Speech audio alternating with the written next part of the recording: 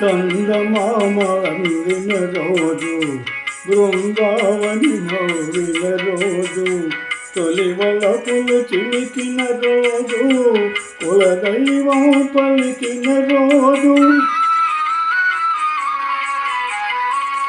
చందమామ అందిన రోజు, బృందావని నవ్విన రోజు, తొలి వలపులు చిలికిన రోజు, కులదైవం పలికిన రోజు.